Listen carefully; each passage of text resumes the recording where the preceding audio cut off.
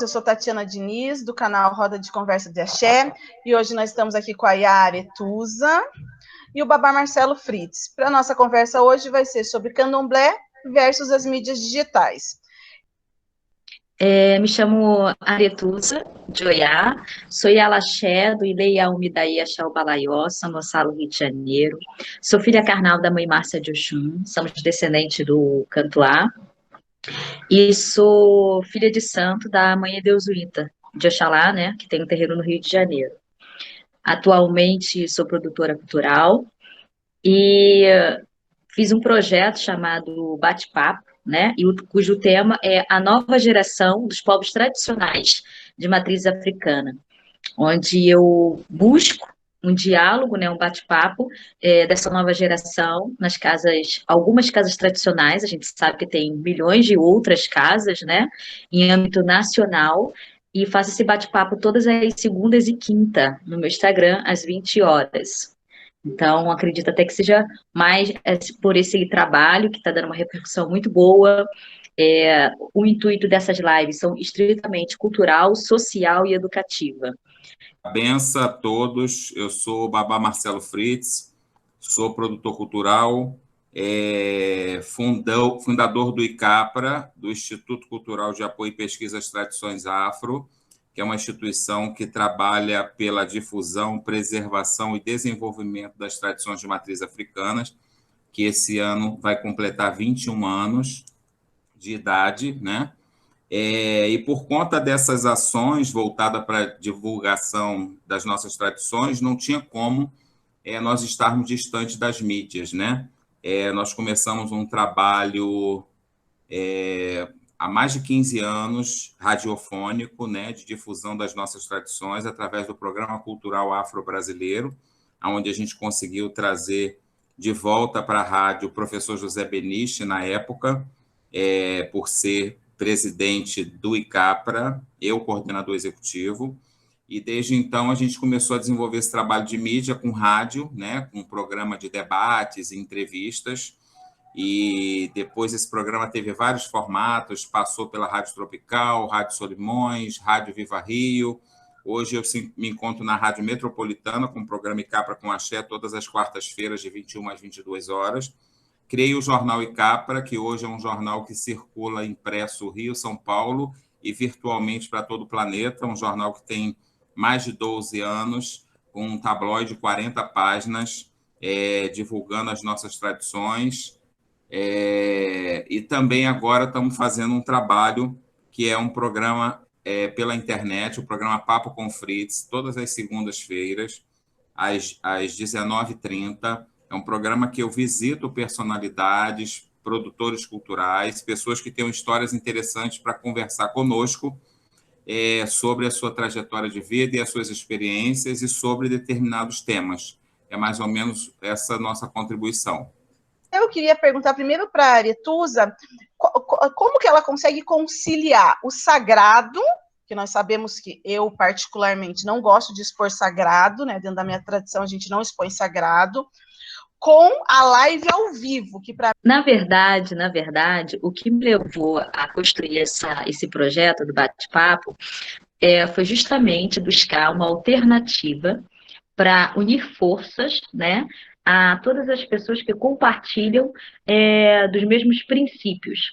Porque quem acompanha os bate-papos, então veio gente do Cantuá, Pofanjá, Bogum, veio o Júnior, né, Pacapim, que é o sobrinho da Macota Valdina, enfim, entre outros que passou, todos eles têm algo em comum.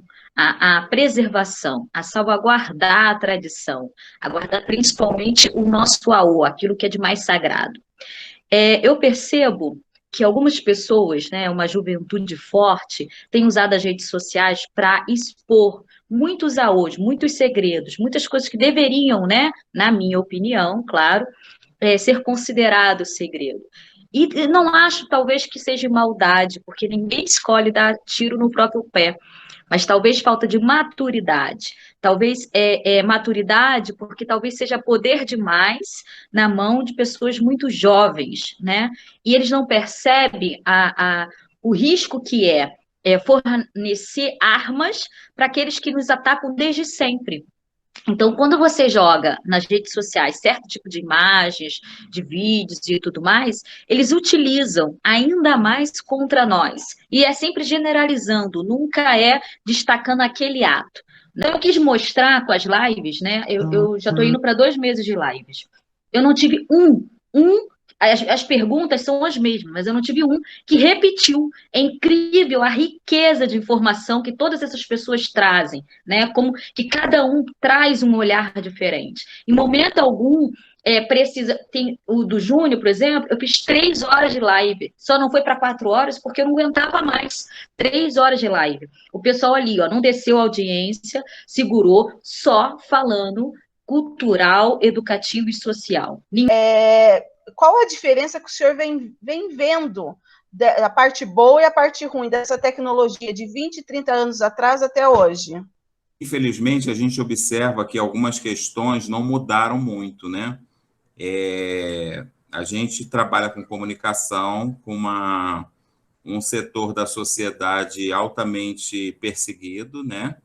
E de extrema importância, né? Porque o candomblé, a umbanda e todas essas tradições de comunidades tradicionais são culturas populares importantes, né? E que, infelizmente, a gente observa que o poder público, iniciativa privada, e outrora não tinha nenhuma responsabilidade conosco e hoje continua não tendo. Isso aí é uma coisa, por exemplo, que eu observei ao longo desse período que eu venho trabalhando, né? Porque a gente vê que quando você lança um jornal, né, onde você leva uma proposta para alguns gestores públicos, alguns setores públicos e até privado, né, buscando incentivo, e aí você não é inserido dentro de campanhas publicitárias, né? Eu estou dizendo na parte de mercado comercial, né?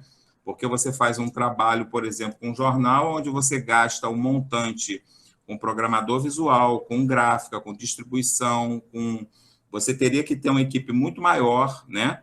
E a gente tem uma história muito engraçada, você falou essa coisa da comunicação na veia, né?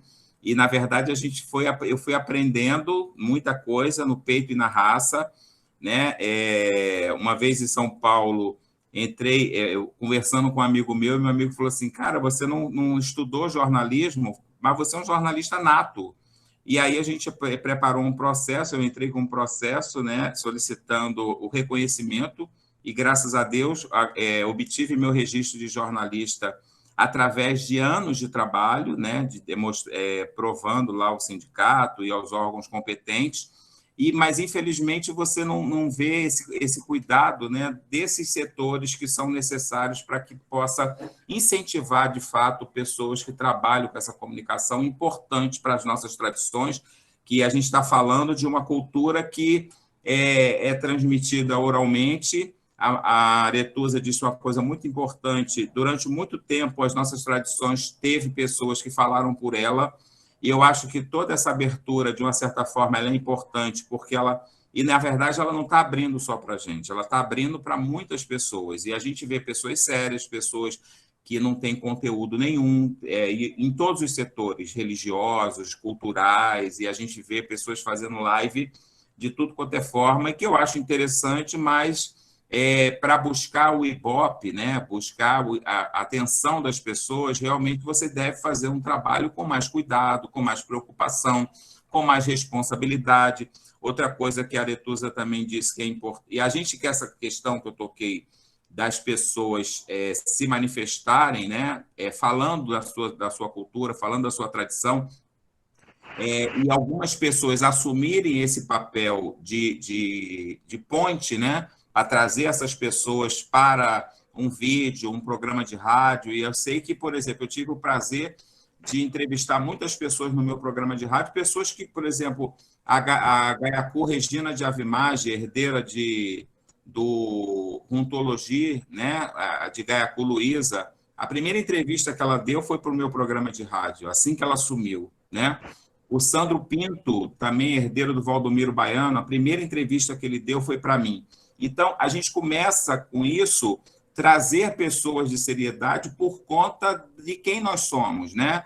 de sermos pessoas com uma certa postura, um certo compromisso demonstrado com as nossas tradições. Então, isso tudo é muito importante porque a gente vem trazendo para esse cenário e mostrar as preciosidades que nós temos.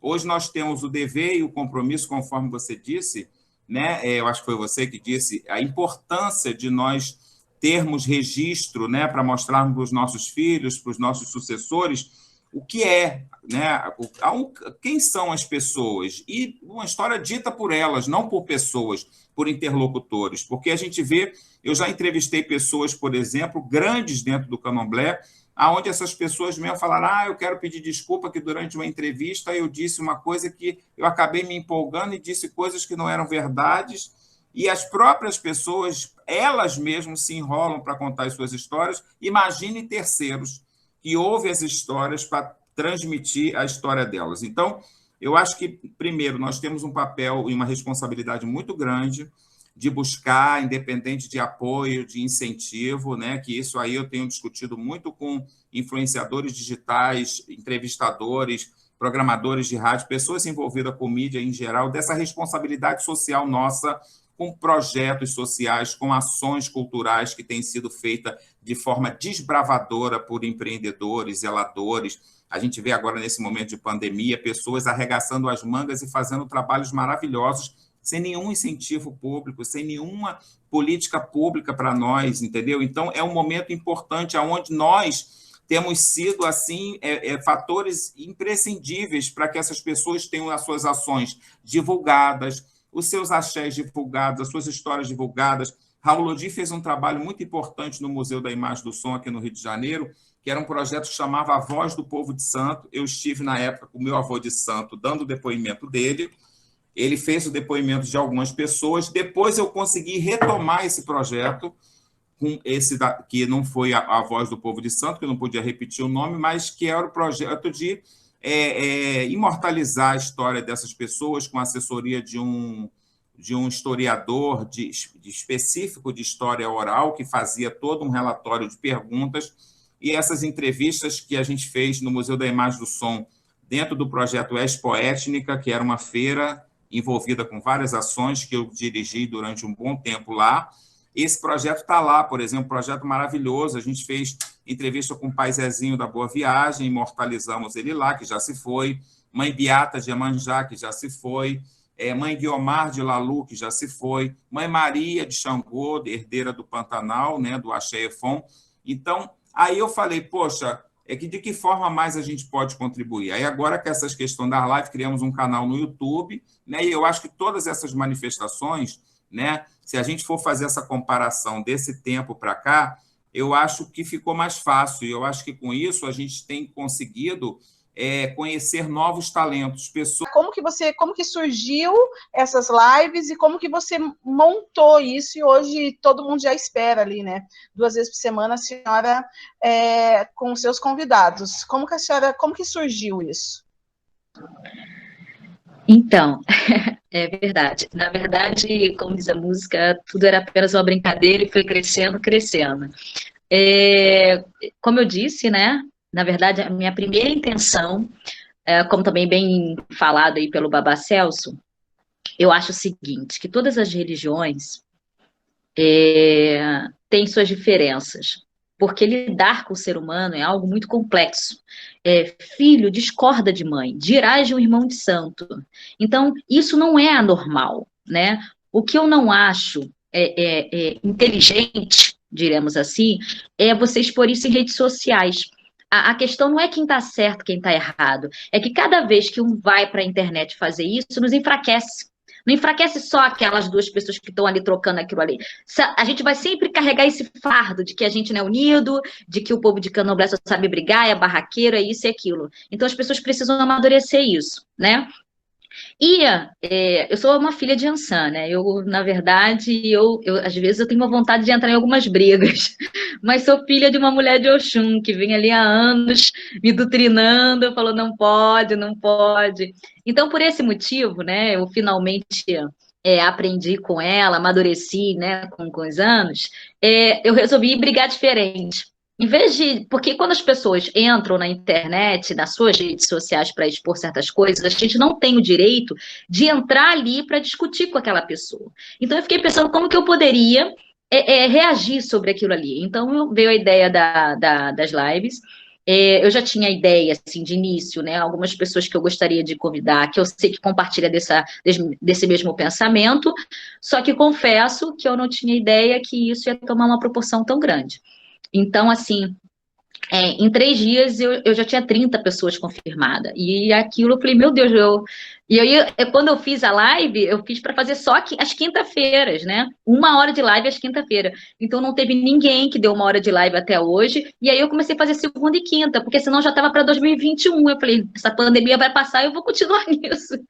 E aí as pessoas estão acompanhando como é que eu vou dizer, tão concentrado, eles participam tanto, né, interagem tanto, perguntas muito ricas, né, então é um bate-papo realmente muito enriquecedor, né, deixa salvo nas redes sociais aí, um material muito bom, uma diversidade incrível, e olhares, né, também muito diferenciados. Realmente uma conversa muito rica.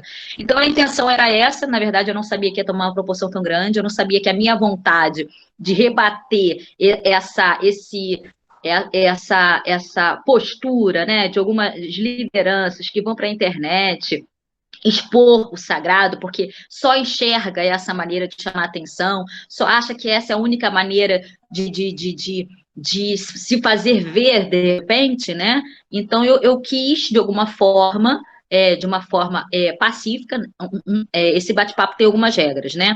Então, uma delas é que a gente não poderia, de jeito nenhum, falar de nenhum fundamento religioso, né? E que a gente também não poderia agredir e nem alfinetar ninguém. Então, essas eram as 2 regras principais de todas as pessoas que toparam participar. A intenção não é você editar um candomblé único padrão, porque não existe. Cada casa tem as suas regras, enfim, e cada nação prega a sua reza, né? Mas sim que cada um contasse apenas de si. Então, os convidados não estão ali para dizer, não, é essa aqui que é verdade, não, é isso aqui e pronto, entende? Então, a intenção era essa, e eu estou apaixonada por esse projeto. Teve alguma situação que você tenha ficado, meu Deus, o que eu vou fazer agora? O que eu vou falar agora? Ou que você ficou meio, alguma coisa constrangedora? Então, só teve uma, que foi até na semana passada, de uma entrevista de uma desses bate-papos, que uma pessoa perguntou, nós, o quanto branco, o que a gente pode fazer para combater o racismo? E aí, quando ele fez eu fiquei chocada, assim, um pouco com a pergunta, e eu tenho um problema, eu não consigo muito disfarçar o que eu penso, principalmente algo que me marca. Mas eu tenho uma coisa comigo, eu não gosto de deixar a pessoa sem resposta. Por mais que me espante de alguma maneira, ou que me deixe incomodado um pouco, né? Mas eu sou uma pessoa que busquei muito compreender o porquê, de fato, o candomblé é a minha melhor escolha, né? Então, hoje, eu sou iniciada desde criança, né? Aos 5 anos de idade, eu me iniciei. Eu tenho 33 anos de iniciada. Então, hoje, aos 33 anos de santo, eu posso te afirmar que eu nunca me calei, na verdade. Eu sempre tenho alguma resposta. Porque eu acho que quando você se cala, parece que você ainda está faltando alguma coisa. E eu sempre perguntei tudo, na verdade. Eu tenho uma mãe muito didática, que isso eu tenho a agradecer. A minha mãe é uma mulher muito didática. Ela também tem muita clareza, muita tranquilidade para falar da religião, da cultura. Minha mãe ama a cultura, né? É algo que ela transpira assim e respira também. Então eu sou uma pessoa bem assim, eu não deixo geralmente uma pessoa sem resposta. Por mais que ela queira até vir para ofender ou qualquer coisa desse tipo, eu respiro fundo, mas respondo, sempre respondo. Uma coisa que eu me recordo, né? Que eu fiquei muito tenso foi que, na verdade, quando eu fui apresentar o programa de rádio, né, assim, uns 15 anos atrás, que a gente começou, tem mais de que isso, preciso levantar essa data para registrar isso. Então, a gente fez o programa, eu chamei o Beniste, né? Porque a pessoa virou para mim e falou: Marcelo, você é tão ativo, tão comunicativo, tão carismático, então por que você não busca ter um programa de rádio? E eu falei assim: um programa de rádio é caro, precisa de patrocínio, né? Precisa de uma estrutura. Aí eu virei para a pessoa e falei assim: não tem condições. Aí a pessoa falou assim: e se eu bancar? Se eu ajudar o programa, né? Então, numa conversa, a gente conseguiu trazer um parceiro. E esse parceiro, na verdade, quando eu consegui, eu fui o articulador, mas depois que eu consegui, eu fiquei meio com aquele frio na barriga. Eu falei: cara, eu não tenho condição nenhuma de fazer um programa de rádio, né? Eu vou buscar quem tenha esse cacife, que era o José Beniche, que estava fora do ar, que tinha um programa famoso na época, né? Já estava fora do ar há algum tempo. O professor Beniche era empresário e simplesmente ele cansou de pagar a rádio do bolso dele, aquela historinha que eu falei que a gente precisa, porque ele não joga búzio, né? E eu muito menos jogava. E hoje também, até hoje, por exemplo, eu não fico divulgando desesperadamente jogos de búzio. Raramente eu falo de atendimento, raramente eu falo alguma coisa nesse sentido. O programa é totalmente voltado à cultura. E eu consegui trazer o professor Zé Beniche, e aí ele aceitou. E aí, no terceiro programa, eu falei assim: professor, o que nós vamos falar hoje? Já era domingo. Aí ele falou assim: não sei, porque hoje eu não vou, quem vai apresentar é você. E ali eu aprendi uma coisa, eu me senti assim, como alguém que não sabia nadar, que foi atirado no mar, né? E ali eu comecei a entender que mesmo que eu errasse, eu precisava acertar e tentar. Então, a coisa que eu preservei muito e que eu fiquei muito ligado é: Marcelo, não importa, você tem essa missão e os orixás vão ajudar. Eu sempre fui uma pessoa de muita fé, então eu sempre acreditava nisso. Salvava Ogum e falava: Exu, Ogum, cuida da comunicação, me traga boas palavras para que eu possa tocar o coração das pessoas. Radialista, começou com radialista, né? E daí já sempre foi, já no seu primeiro instante, foi direcionado para a cultura afro ou não? Sim, sim, sim. Na verdade, quando eu criei o ICAPRA, em 99, eu criei por conta de sofrer discriminação, né? Porque eu vestia branco, sou de Oxalá, e aí eu falava da minha religião com muita alegria, com muito orgulho, né? Com muito amor, né? Satisfeito, feliz, realizado, bem, equilibrado. E aí, quando as pessoas vinham com aquela forma de que parecia que eu tinha entrado por uma facção criminosa, então aquilo me chocou. Então eu falei: gente, eu quero fazer alguma coisa. Aí eu comecei a fazer esculturas, né, que era uma forma que eu via de divulgar, e depois eu comecei a fazer, aí iniciei minha carreira de trabalho, e logo depois eu iniciei minha militância. Ataques que a gente está recebendo dentro das próprias mídias sociais, Facebook, Instagram, se vocês acham que isso são consequências das más atitudes nossas mesmo, ou se você acha que isso pode ser um pouco de política das igrejas evangélicas contra nós? Eu acredito que seja, na verdade, de ambos, né?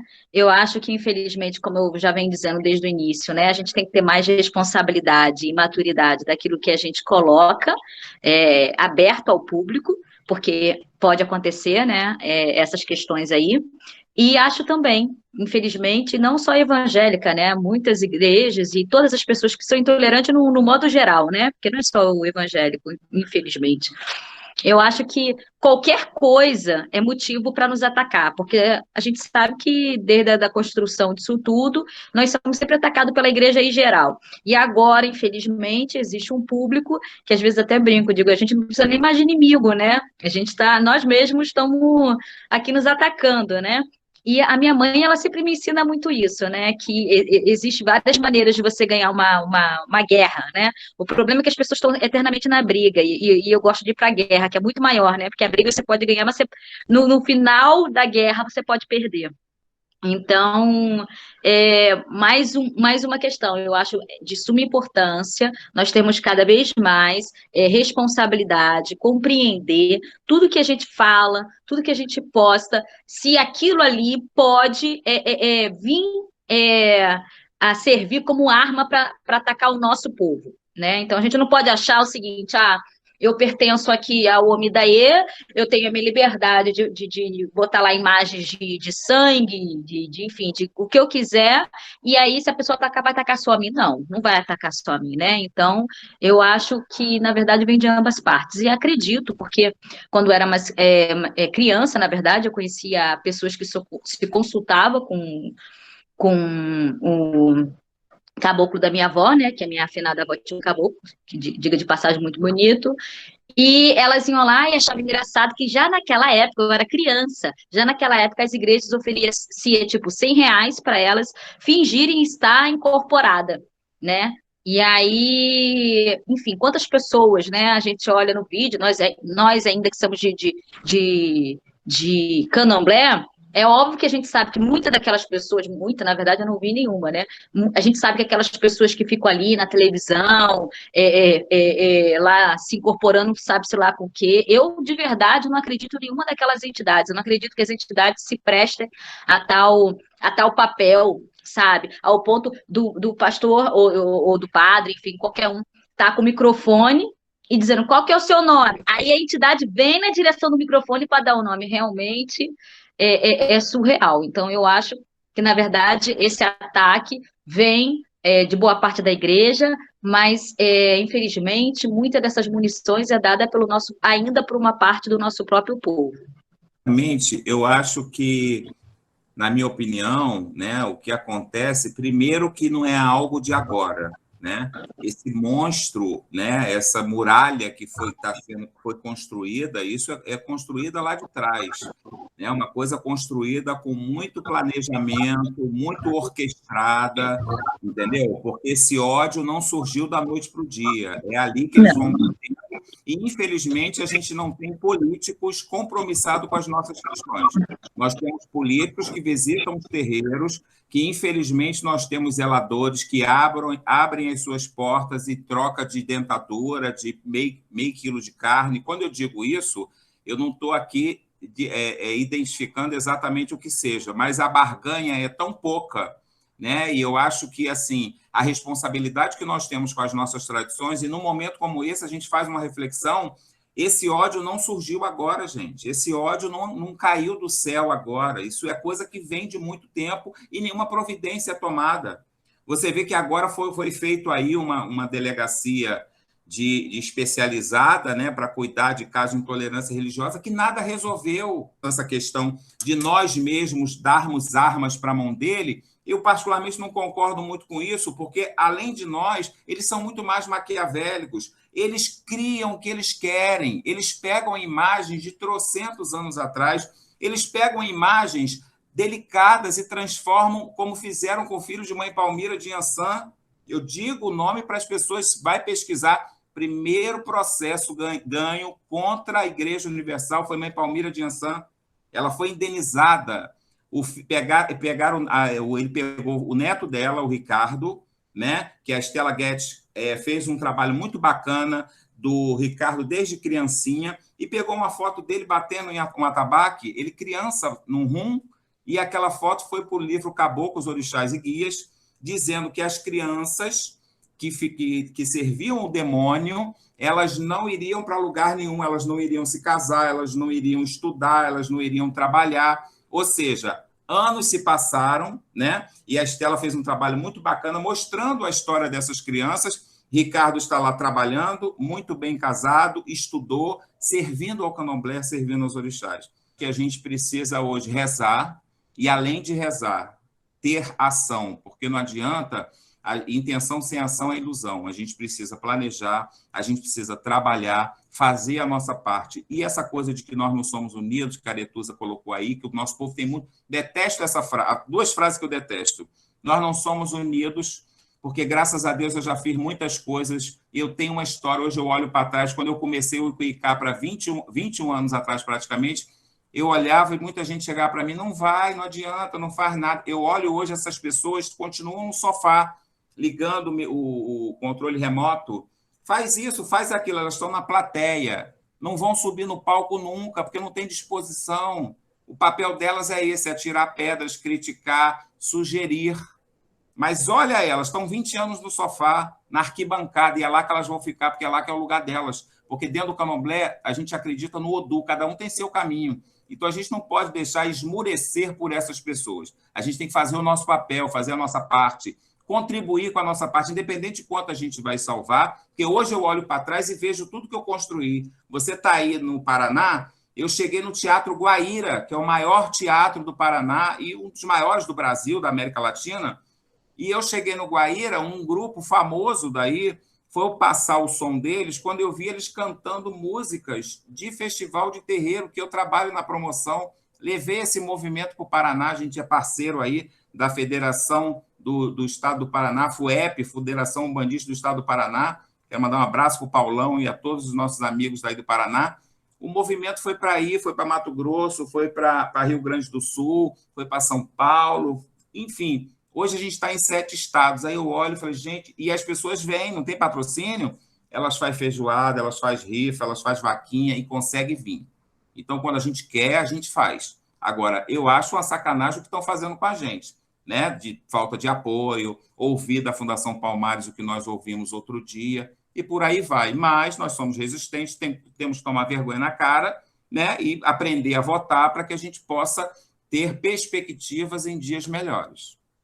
Respondendo, quando Marcela até falou, né, da importância da comunicação, e a gente faz muitas coisas por amor, e amor não paga conta, né, a gente tem todo o nosso trabalho, a gente tem que correr atrás do nosso sustento e tudo mais. Eu estou realmente apaixonada por esse projeto. Esse projeto, eu tenho novas ideias para esse projeto, que eu acho que vai além, né, do que ele já está indo, na minha opinião. Eu não tenho condições, na verdade, eu não teria condições de fazer 2 vezes na semana, né? Eu faço porque Marcelo falou muito bem, quando a gente assume um compromisso e a gente tem um senso de responsabilidade, a gente segura, custa o que custar até o fim. Mas eu estou fazendo 1 milhão de coisas paralelas ao mesmo tempo. Nós estamos nesse momento, nessa semana crucial, em especial.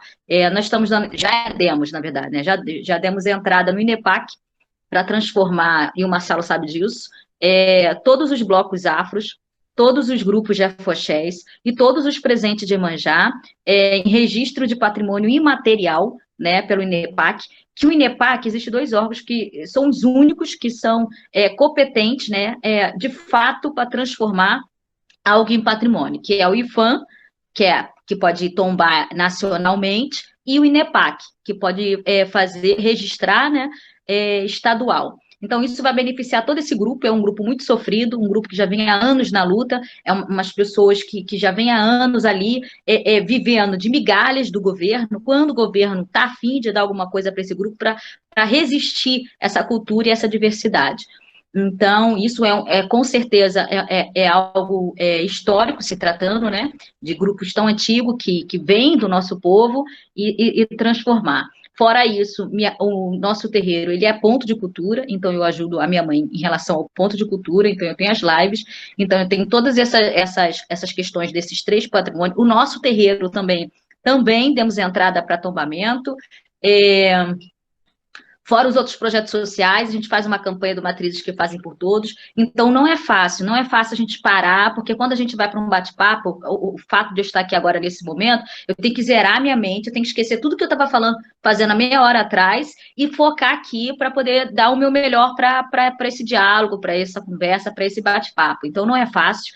Eu sou uma mulher de Ançã, típica de Ançã, eu gosto de trabalhar, eu amo o desafio, e gosto de fazer 1 milhão de coisas ao mesmo tempo. E também não trabalho de graça, não gosto de trabalhar de graça. Só que tudo na vida é uma construção. Tudo você tem que ter uma contrapartida. Então, se eu ver que aquilo ali não vai dar, eu vou para outro, enfim. Eu sempre vou à busca de fazer aquilo que dá certo. Mas aprendi com a minha mãe, sempre construir políticas públicas para o nosso povo, né? Então, qualquer passo, qualquer uma dessas questões sempre foi para o plural. Nunca foi algo somente para nós. Não existe esse vocabulário. Então, dentro de um monte de projeto que minha mãe já realizou, né, do Omidaê, sempre foi para o plural, sempre foi para o plural. Tem vários projetos, sempre foi para o plural. Então, vale ressaltar essa questão. A outra questão, quando eu disse da união, e quando você disse, Marcelo, que você não concorda muito, que você sabe que isso é uma coisa que foi construída há muitos anos, você tem razão. Na verdade, isso foi construído até antes a gente sonhar na vida e nascer nessa geração. Porém, eu não posso me contentar que foi construída, que nós somos resultado de um país de estupro, de violência, de escravidão, isso eu já sei. Isso eu já aprendi essa altura da vida, mas eu não posso, né? Por que eu insisto em dizer nessa fala? Eu não posso me contentar por isso e achar que o nosso povo tem justificativa para tal. Não mais. Antes, a gente não tinha tanto diálogo. Antes, a gente não tinha tanto acesso. Quando que as pessoas falavam-se de Odu, como falam hoje, como se estivesse trocando nome? Quando que as pessoas tivessem acesso... Eu sou criança de Candomblé, onde todos os Omolus, todos, usavam palha. Onde era Oxóssi e Xangô. Não existia dizer que Airá não era Xangô, e que Oxóssi é Oxóssi, que é Irinlé, enfim, dentre outros. Então... Mas por que há todo esse diálogo? Porque a comunicação nos permitiu isso. Tudo na vida tem um preço. Então, eu acho, sim, que as pessoas já não têm mais tanta justificativa. É a mesma coisa de uma pessoa que tem uma família, que tem uma mãe, que tudo instrui, e engravida aos 16 anos. Vai me dizer que essa pessoa, ela não teve instrução? Ela teve instrução. Foi uma escolha. Talvez uma escolha imatura, errada, mas ela teve instrução. Então, eu acho isso. Eu acho que um erro não justifica o outro. Né? Então, que a gente sabe que a gente é fruto, né, de todo esse ato crucial, forte, ruim, a gente sabe disso. Mas se a gente já sabe, por que a gente continuar cedendo? Por que não lutar? E eu também falo muito uma coisa no bate-papo, que eu também gostaria de dizer, que é a questão seguinte: eu não sou uma mulher, é o seguinte, se eu não vou falar com você algo para somar na sua vida, eu também não vou falar por trás para derrotar. A mesma coisa acontece com essa questão. Por quê? Porque eu acho que enquanto eu ficar só incomodada conversando o que eu acho dessa construção com um amigo, isso não vai adiantar, eu não vou conseguir me fazer entender. Então, eu acho que, esse diálogo que a gente está tendo aqui nesse exato momento, e essas pessoas que estão nos escutando hoje, que vai vir nos escutar futuramente, essa real é a única maneira que a gente tem de tentar ajudar o próximo, porque é através do diálogo, porque quanto mais a gente conversar, quanto mais mais a mente, o ori da gente abre, né? Mais a gente absorve informações, mais nós somos capazes de um julgamento mais limpo sobre tudo, todo o contexto em geral na vida. Então, eu sou a favor de dizer isso, e que não tem problema nenhum, porque eu também sou fruto dessa construção social, né, derrotada do nosso país. Mas eu tento cada vez mais evoluir enquanto pessoa, eu tento cada vez mais me policiar para eu não ter nenhum tipo de atitude racista, para que eu sempre possa evoluir, né, num contexto geral espiritual, ainda mais porque eu sou de Candomblé, né, então eu vejo o Candomblé como uma religião de evolução humana, né, e sempre minhas rezas, sempre peço também que o orixá sempre me conduza com serenidade, com respeito, e principalmente com muito pé no chão, como também bem dito por você, porque eu acho que isso é fundamental. Eu acho que ainda há uma desunião, mas não sou a favor, tá? Não sou a favor. O fato de eu dizer isso não significa que eu acho que a gente tem justificativa, não. Eu acho que junto, com certeza, somos mais fortes. Eu acho que pior que a intolerância religiosa e a intolerância interna que nós temos também, não só externa, é a ignorância religiosa, né? A gente tem que entender diferente. Eu acho que através das mídias sociais dá para se fazer entender que a ignorância religiosa é pior do que a intolerância. Por quê? A pessoa acha que ser de candomblé é botar uma roupa e dançar em círculo. E não é só isso. Ser de candomblé é muito mais. É defender um projeto, como o Marcelo bem falou, né? Não adianta ficar no sofá, eu apoio. Apoiar do sofá não adianta. A gente precisa ter a vontade, mas precisa ter atitude.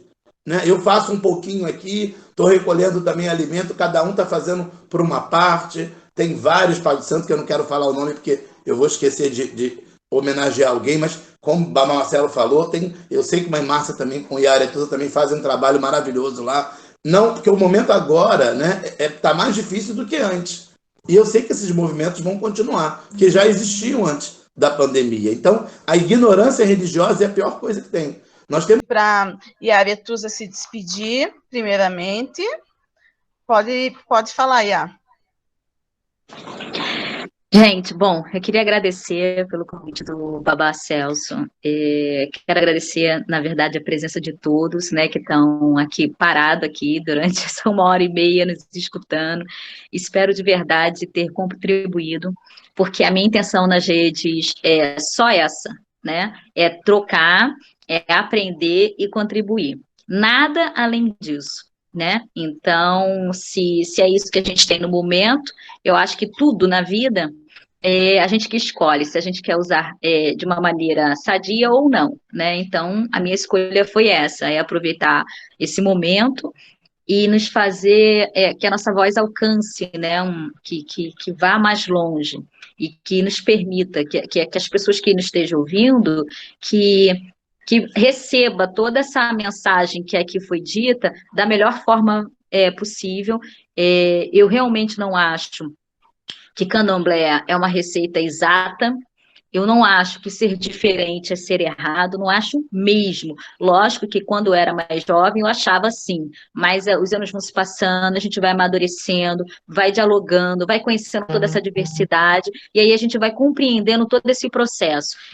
Aí você entende a história o quanto cultura, né? Você entende e respeita, porque daí você não pode nunca sair da sua casa e ir para o candomblé de alguém, esperar o candomblé que você toca na sua casa. Ah, é errado? Não. É o candomblé que ele acredita. E, acima de tudo, as pessoas têm que se perceber que existe a fé. Boa noite a todos. Quero agradecer a você pelo carinho, né, a sua atenção e a sua habilidade aí em mediar aí essa entrevista com todos nós, né? Parabéns. Mandar um beijo especial para sua mãe. Parece uma pessoa muito carinhosa. É sua mãe, né? Isso. É E minha mãe, isso a mesmo. Aretusa, né, que é uma pessoa que eu tenho uma admiração e carinho pela mãe dela e por ela também, está seguindo os mesmos passos da mãe, uma pessoa guerreira, desbravadora. Eu tenho certeza que muitas coisas boas vão surgir lá do axé, né, e influenciar todos nós. É o pai Celso, que é uma pessoa que eu tenho um carinho muito grande, um grande amigo, que a nossa amizade tem crescido e se fortalecido cada vez mais. Eu fico muito feliz que, através da comunicação, a gente conseguiu conhecer tantas pessoas maravilhosas. Eu já conheci, venho conhecendo e venho fortalecendo um laço de amizade e fortalecendo uma grande família de axé, né? Uma observação, né? A gente que está falando de mídia, de comunicação, é importante que a gente faça um alerta, né? Para que as pessoas tomem cuidado, porque da mesma forma que muitas pessoas hoje julgam o axé por conta do tamanho do muro, da aparência da casa, ou do tamanho do torso, né, da zeladora, ou da quantidade de fios de conta do zelador, né? A gente que trabalha com mídia, a gente tem um cuidado, eu tenho um cuidado muito grande, né, com pessoas que a gente sabe que hoje existe o profissional de mídia que trabalha com técnicas para transformar aquela pessoa num ser que nem sempre ele é, né? Mas a gente sabe do poder que nós, da mídia, comunicadores, temos de transformar aquela pessoa, né? Usando técnicas e uma série de fatores aí. Então, é importante que as pessoas que são de axé, né, que elas se preocupem muito que, às vezes, nem sempre aquela pessoa que tem milhões de seguidores, né, porque hoje em dia você vai na página da pessoa, quer saber quantos seguidores a pessoa tem, quantos likes ela tem, se ela é popular, se ela não é popular. E isso não é mais importante para nós que somos de axé.